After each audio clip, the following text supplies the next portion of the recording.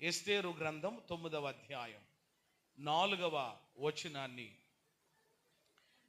ఎస్తేరు గ్రంథము 9వ అధ్యాయము 4వ వచనం. మొర్దెకై రాజు యొక్క నగరులో గొప్పవాడాయను. ఈ మొర్దెకై ఇటమా అనువాడు అంతకంతకు గొప్పవాడగుట చేత అతని కీర్తి సంస్థానములన్నిటి యందు వ్యాపించాను. మరలా ఇదే ఎస్తేరు పుస్తకం 10వ అధ్యాయము 3వ వచనం కూడా చదువుకుందాం. యూదుడైన మొర్దెకై రాజైన అహష్వేరోషునకు ప్రధానమంత్రిగా నుండి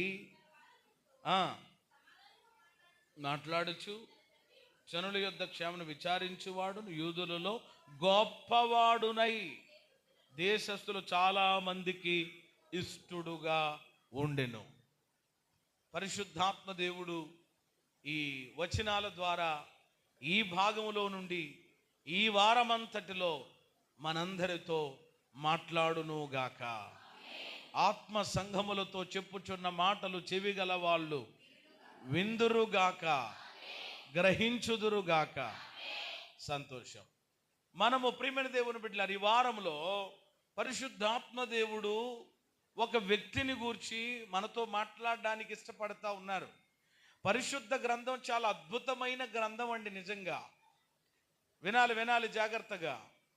ఏమండి, గడిచినటువంటి దినములలో ఏమండి మొదటి వారములో నేను నిలవబడినప్పుడు దేని గురించి మాట్లాడాను? ఒక పట్టణాన్ని గురించి మాట్లాడాను. చెప్పండి, దేని గురించి అండి? ఒక పట్టణాన్ని గురించి మనం ధ్యానం చేశాం. ఏంటో ఆడావిడి మరి. ఏమండి, ఇప్పుడు నేను ఒక వ్యక్తిని గురించి నేను ప్రస్తావన చేయబోతున్నాను. లేక ఒక వ్యక్తిని గురించి ప్రభువు ఈ వారములో మనతో మాట్లాడబోతూ ఉన్నారు. ఆమేన్, హల్లెలూయా. వినాలి జాగ్రత్తగా, భయభక్తులు కలిగి దేవుని మాట శ్రద్ధగా వింటే మీరు దీవించబడతారు. అంతే, ఇంక మరొకటి లేదు.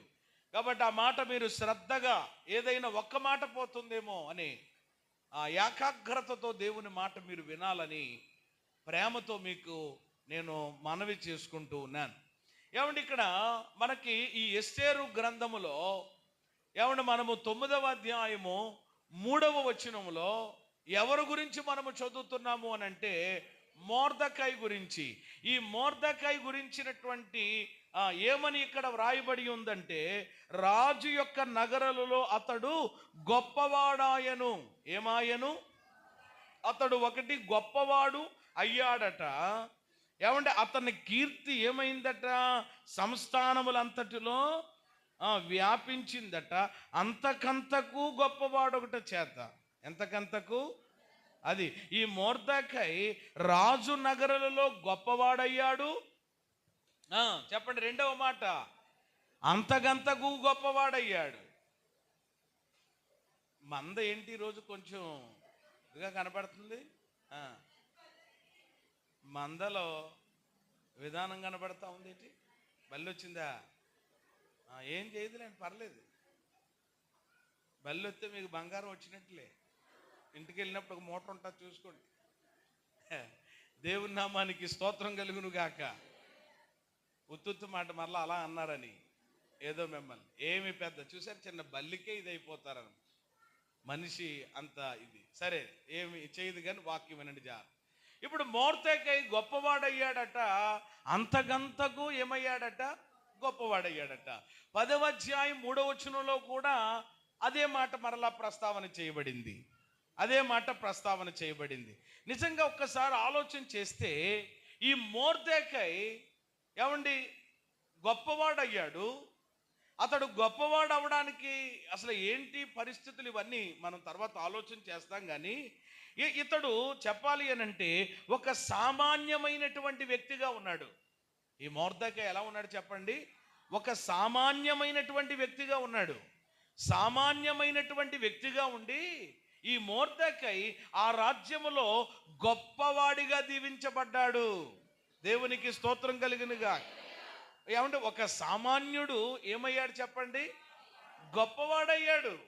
గొప్పవాడిగా ఏమంటే దీవించబడ్డాడు. అసలు ఎవరి మొర్దెకై? ఇతను గూర్చినటువంటి బయోడేటా ఏదైనా ఉందా? ఉంది, తప్పకుండా చదవండి ఒకసారి. అదే ఏమండి ఎస్తేరు గ్రంథము 2వ అధ్యాయము 5 నుండి చదవండి. 2వ అధ్యాయం 5వ వచనం. అమ్మా, షూషను కోటలో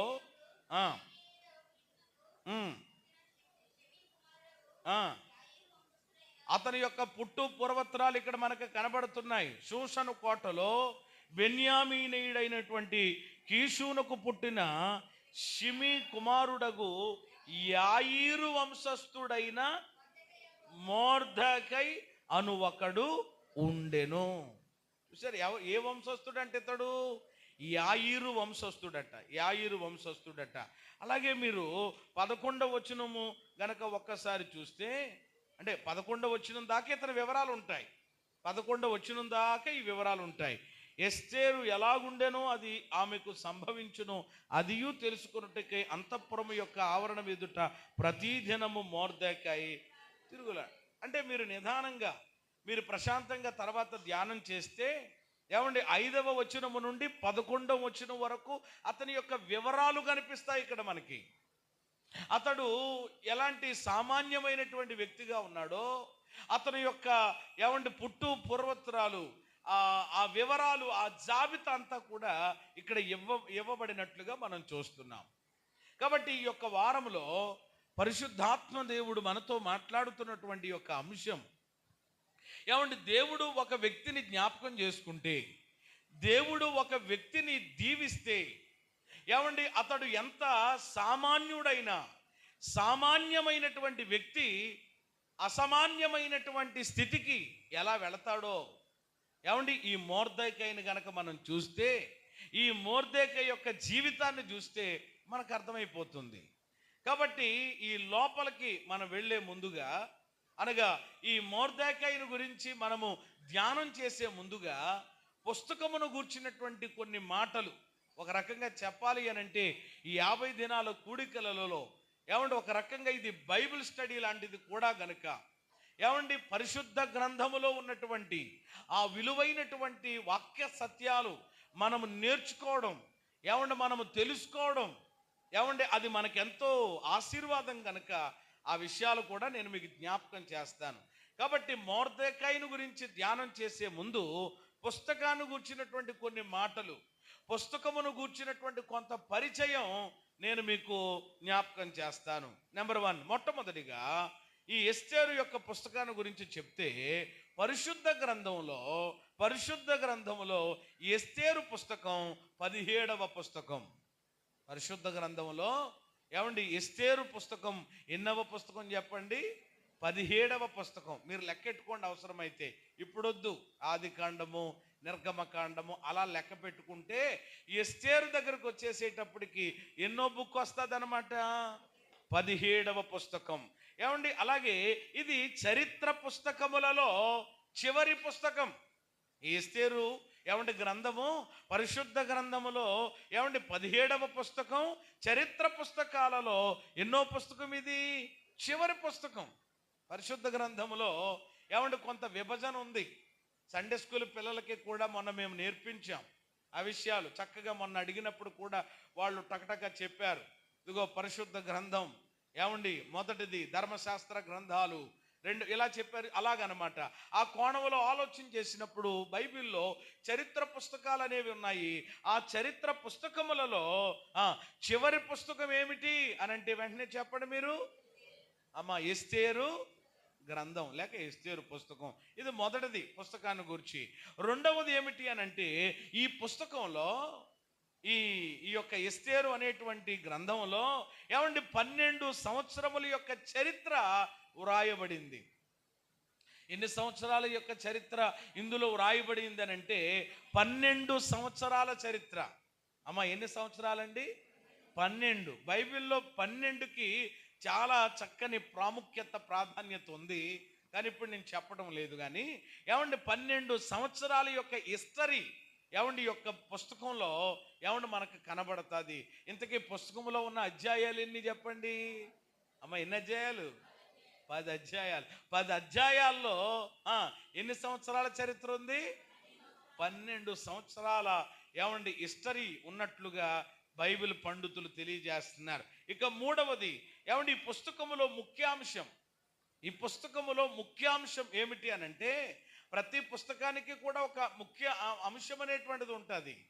ఏమండి ప్రియమైన దేవుని బిడ్డలారా, ముఖ్య అంశం అనేటువంటిది ఏమండి మరి ప్రతి బుక్లోనూ మనం చూస్తాం. అలాగే ఈ పుస్తకంలో ముఖ్యాంశం ఏమిటి అనంటే దేవుని భద్రత, దేవుని కార్యాలు. దేవునికి మహిమ కలుగును గాక. చెప్పండి. 1 దేవుని భద్రత, 2 దేవుని కార్యాలు. ముఖ్యాంశం అదేనమాట.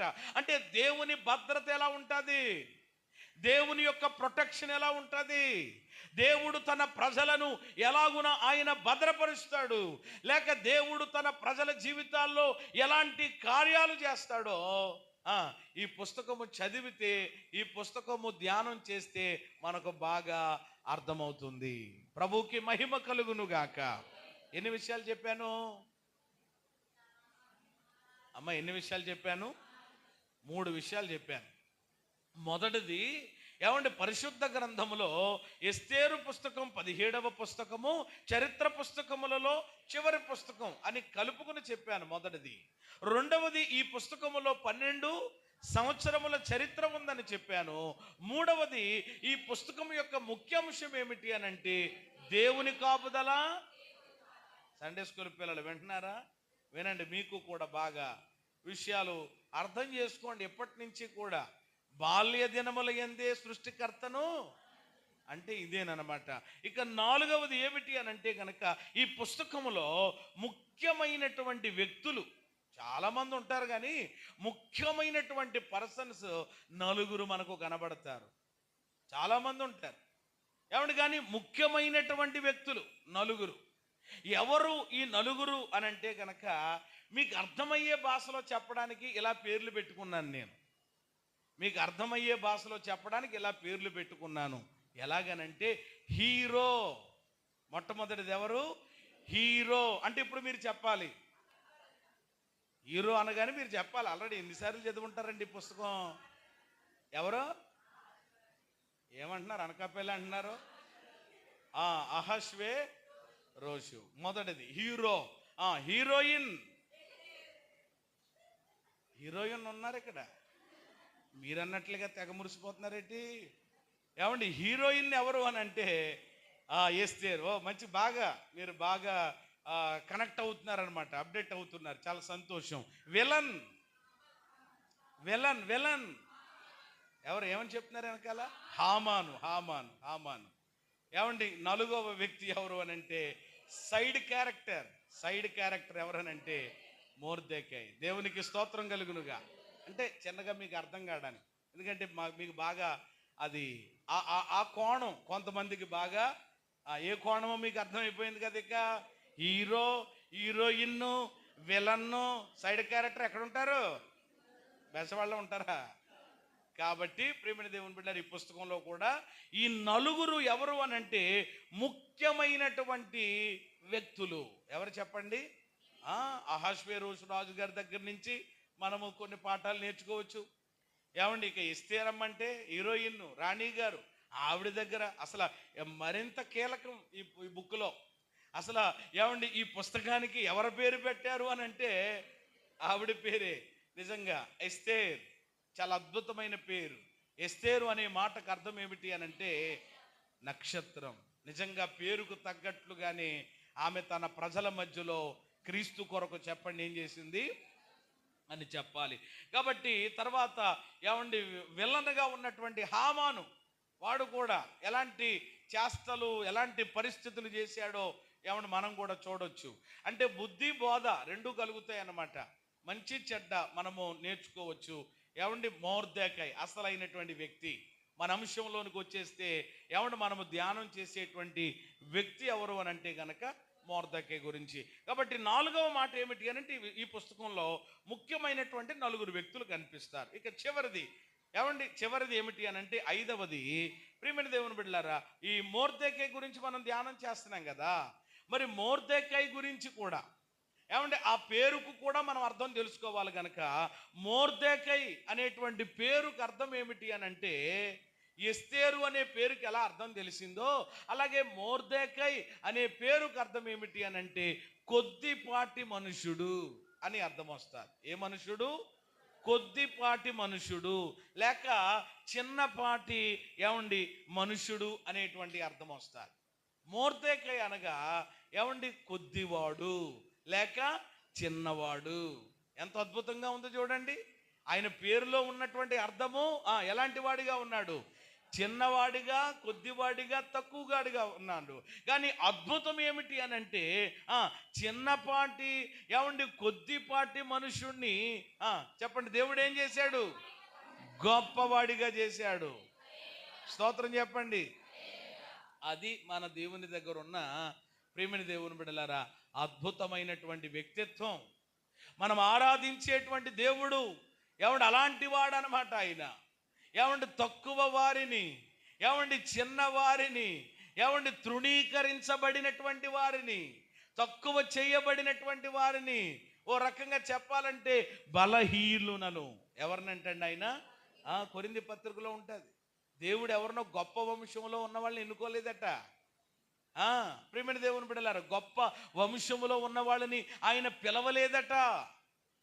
తృణీకరించబడినటువంటి వారిని, అందరి చేత హేళన చేయబడినటువంటి వారిని, అందరి చేత ప్రియమైన దేవుని బిడ్డలారా అవమానించబడినటువంటి వారిని, వెలివేయబడినటువంటి వారిని నా ప్రభువు చెప్పండి ఏం చేశారన్నమాట?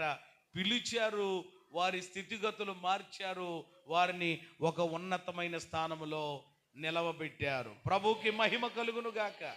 మీరు ఎక్కడైనా చూసుకోండి, బైబిల్లో అటు పాత నిబంధనలో చూస్తారా, ఇటు నూతన నిబంధనలోనికి వస్తారా?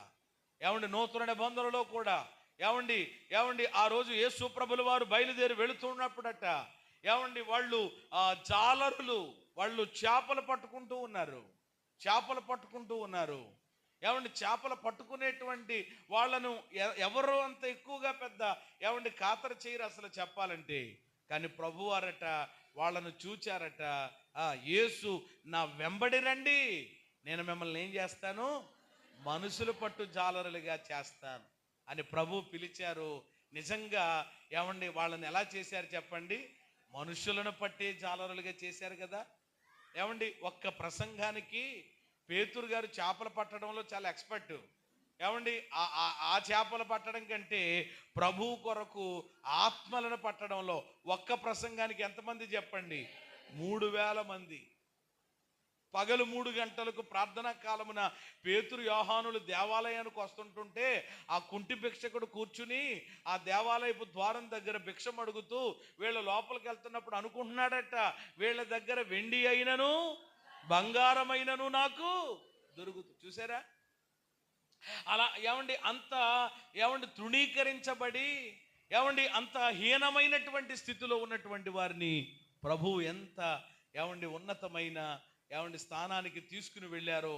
ఓ రకంగా చెప్పాలి అనంటే విద్య లేని పామరులను చెప్పండి ఆయన ఎలా చేశాడు అనంటే హితబోధకులుగా చేసి భూమిని తల్ల క్రిందులు చేసేవారు ఇక్కడ ఉన్నారు.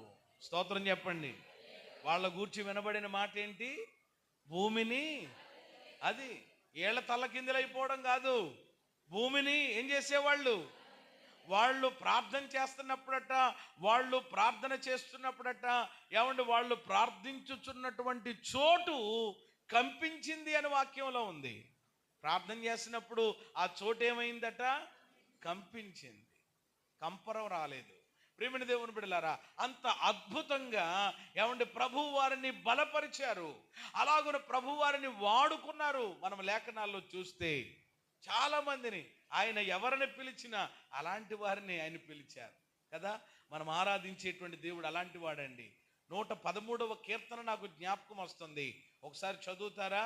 అక్కడ ఆ కీర్తనాకారుడు దేవుని ఔన్నత్యాన్ని కీర్తిస్తూ దేవుని గొప్పతనాన్ని గురించి మాట్లాడుతూ ఏమన్నారో, ఆయన నేల నుండి దరిద్రులను లేవనెత్తేవాడు, పెంట కుప్పల మీద నుండి బీదలను పైకెత్తేవాడు, ఆయన సంతులేని దానిని ఇల్లాలుగాను కుమారుల సంతోషములు కలిగిన తల్లిగాను. అబ్బా, ఎంత అద్భుతమైనటువంటి మాటలండివి. ఈరోజు మనము సేవించుచున్నటువంటి దేవుడు ఎలాంటి వాడు అని అంటే గనక, నేల నుండి ఎవరిని లేవనెత్తుతాడట? దరిద్రులను. పెంట కుప్పల మీద నుండి ఎవరినట? బీదలను లేవనెత్తేవాడు ఆయన. అలా ఎంతో మందిని లేవనెత్తాడు. ఏమండి, వాళ్ళ స్థితిగతులు మార్చేశాడు. ఏమండి, వాళ్ళను ఒక ఉన్నతమైన స్థితిలో నిలబెట్టాడు. అనేకులకు ఆశీర్వాదకరంగా దేవుడు వారిని చేశారు. దేవునికి మహిమ కలుగును గాక. కాబట్టి ఇప్పుడు మొర్దెకై అనే పేరుకి ఏంటి చెప్పండి అర్థం? కొద్దిపాటి మనుషుడు. చెప్పండి, ఏ మనుషుడు? కొద్దిపాటి మనుషుడు, కొద్దిపాటి చిన్నపాటి మనుషుడను. ఇంకా మాట చెప్పాలంటే ఇతడు చెరపట్టబడిన వాడు.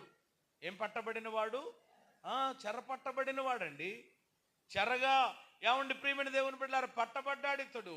అలాంటి చెరపట్టబడినటువంటి వాడు ఏమండి ఎంత గొప్పవాడయ్యాడు అని అంటే కనుక, ప్రియమైన దేవుని బిడ్డలారా ఎంత గొప్పవాడయ్యాడు. అలా తోసేయండి అంతే, ఏమక్కర్లేదు. చేతితోటి ఎలాగానండి, ఏదోటి మీ దగ్గర ఉన్నటువంటి బైబిల్ తోటో ఏదోటి, ఏం పర్వాలేదు. దేవుని నామానికి స్తోత్రం కలుగును గాక.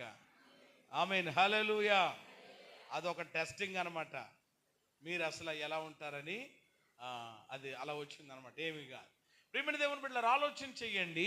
చెరపట్టబడిన వాడు, ఏమండి సామాన్యమైన వాడు, ఏమండి మరి అందరి చేత ఏమండి మరి తృణీకరించబడినటువంటి మొర్దెకై ఎంత గొప్పవాడయ్యాడు అని అంటే ఆ మాట మీకు చెప్పబోతున్నాను. చెప్తారా మీరు తెలిసిన వాళ్ళు?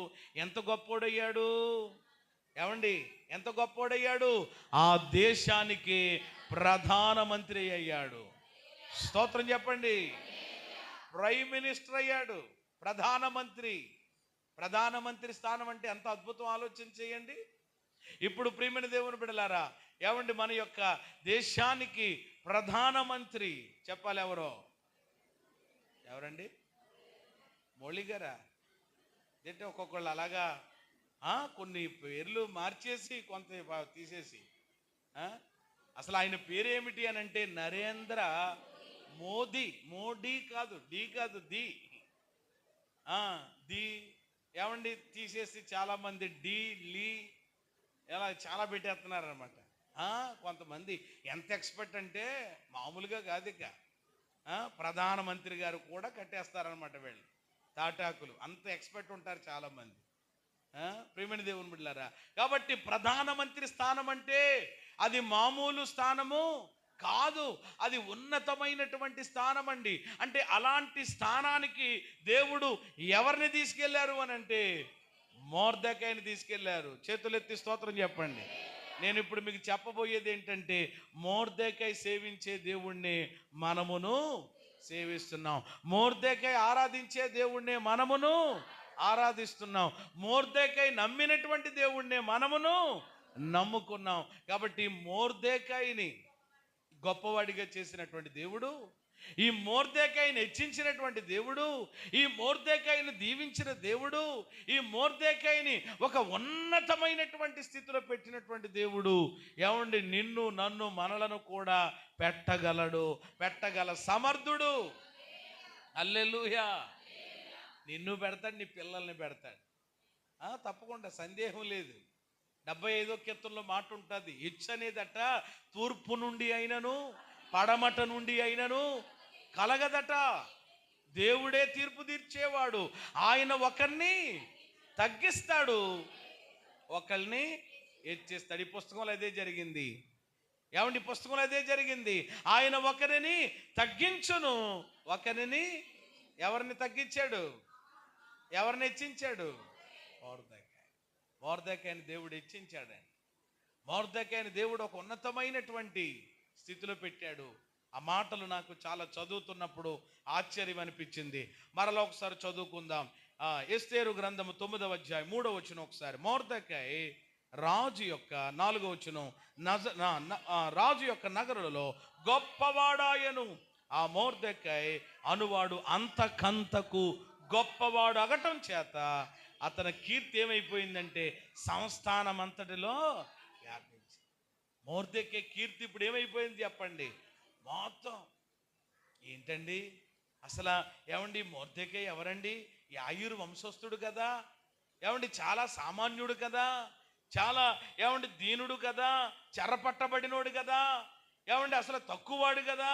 అలాంటి వాడు ఏంటిదని చెప్పి ఏమండి అతని యొక్క కీర్తి, అతని యొక్క పేరు యొక్క ప్రతిష్టతలు ఆ సంస్థానంలో, ఆ చుట్టుపక్కల, ఆ పరిసర ప్రాంతములలో చెప్పండి ఏమైపోయినాయి అంటండి? వ్యాపించాయి. కొంతమంది కీర్తి వ్యాపిస్తుంది. ఎలాగా? కొంతమంది గురించి కూడా వింటాం మనం. చాలా ఏమండి అలాగను కాదు. ఏమండి దేవుని వాక్యంలో మాట ఉంటుంది, మీకు మంచి పేరు, ఏమండి మంచి ఖ్యాతి నేను మీకు ఇస్తానని దేవుడు జెఫన్యా గ్రంథంలోనే ఎక్కడో ఉంటుంది, వాగ్దానం చేశాడు. ఇప్పుడు నిజంగా ప్రేమని దేవుని బిడ్డలారా, మొర్దెకై యొక్క కీర్తి ఏమండి అనేక ప్రాంతాలకి ఏమైపోయింది? వ్యాపించింది. ఆయన అనేక మందికి ఏమండి ఆశీర్వాదకరమైనటువంటి ఒక వ్యక్తిగా, ఏమంటే ఒక దీవెనకరమైనటువంటి వ్యక్తిగా మార్చబడ్డాడు. ఈ 50 దినాల ఈ ఆత్మీయ కుటుంబ సహవాస కూడికల్లో కూడా ఏమండి నీవు నేను మనము కూడా అలా మార్చబడాలన్నదే దేవుని ప్రణాళిక, అలా మార్చబడాలన్నదే దేవుని యొక్క సంకల్పం.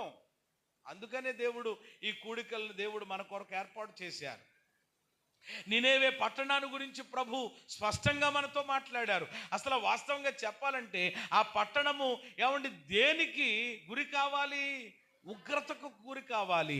ఏమండి ఆ పట్టణము దేనికి ఏమండి గురి కావాలి అని అంటే నాశనానికి. కానీ ఏమైంది? ఆ పట్టణం ఏమైంది? ఉగ్రతలో నుండి రక్షించబడింది. ఏమండి కీడు ఏమండి వాళ్ళ జీవితాలు ఎలా మారింది?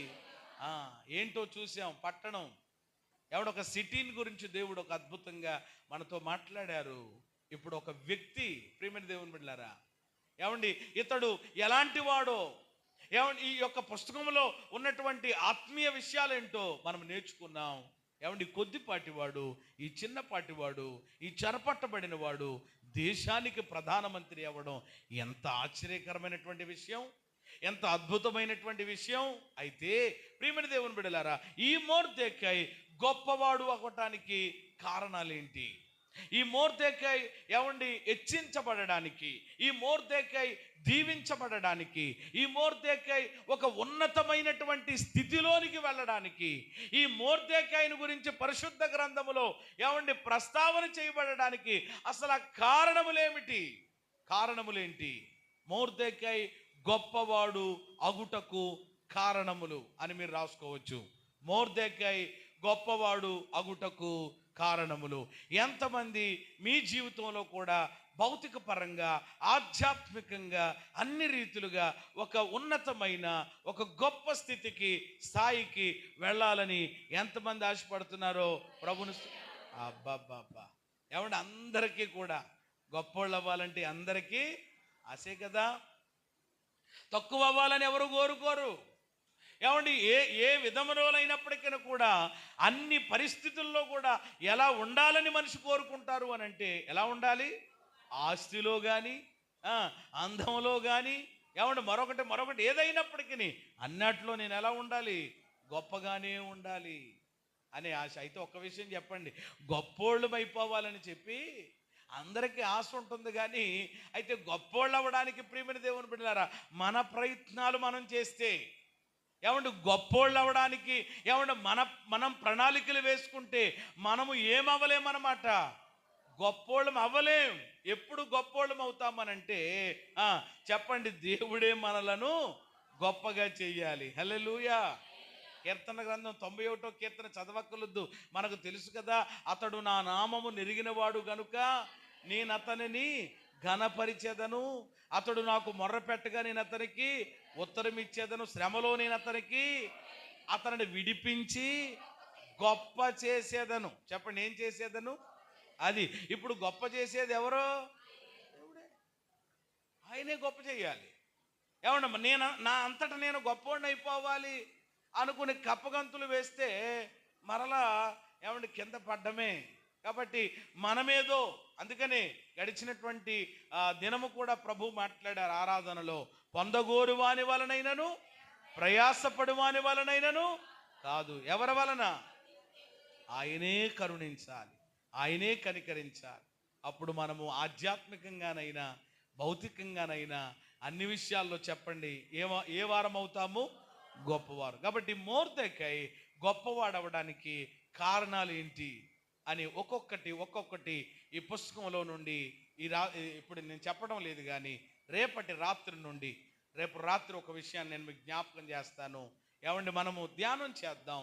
ఎందుకని పరిశుద్ధాత్మ దేవుడు ఈ విషయాలన్నీ బైబిల్లో మన కొరకు రాయించి ఉంచారు అని అంటే గనక, ఏమండి మనం అందరము మనము నేర్చుకోవాల్సినటువంటి విషయాలు మనం నేర్చుకుని మన జీవితాల్ని మార్చుకుని, ఓహో అందుకని కూడా చూడండి, లోకంలో కూడా ఒక విధానం ఉంటుంది కదా, ఏంటి మధ్య బాగానే వీడు డెవలప్ అవుతున్నాడు, బాగానే వీడు ఇదైపోతున్నాడు ఏమండి అని తెలుసుకోవడానికి ఇది అవుతారు కొంతమంది. అంటే ఆ విధానంలో మనం వెళితే, ఆ రకంగా మనం నడిస్తే బాగుంటుందేమో అని. కానీ నేనంటాను, ఈ లోకములో ఏమండి ఎవరిని మనము చూడక్కర్లొద్దు, ఎవరిని మనం ఫాలో అవ్వక్కర్లొద్దు. దేవుడు ఏమండి మనము కొనసాగడానికి, ఫాలో అవ్వడానికి చక్కగా మనకి ఏమి ఇచ్చాడు చెప్పండి? పరిశుద్ధ గ్రంథాన్ని ఇచ్చాడు. పరిశుద్ధ గ్రంథంలో కూడా ఎంతోమంది అద్భుతమైన వ్యక్తులు ఉన్నారు, వాళ్ళ జీవితాలు ఉన్నాయి. వాళ్ళని మనం మాదిరిగా పెట్టుకుని ప్రయాణం చేస్తే మనము కూడా ఏమండి ఒక గొప్ప స్థితికి, దేవుడు ఏమండి ఆశించేటువంటి ఆత్మీయ అంతస్తుకు మనం వెళ్ళగలుగుతాం. కనుక ఈ మొర్దెకై ఏమండి ఈరోజు నేను చెప్పినంత కేవలము ఉపోద్ఘాతంగా జ్ఞాపకం చేశాను.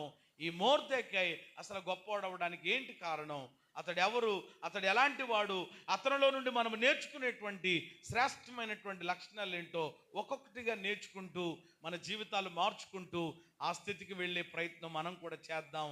అలాగున్న పరిశుద్ధాత్మ దేవుడు మనలందరినీ బలపరిచి నడిపించును కాక. ఆమేన్.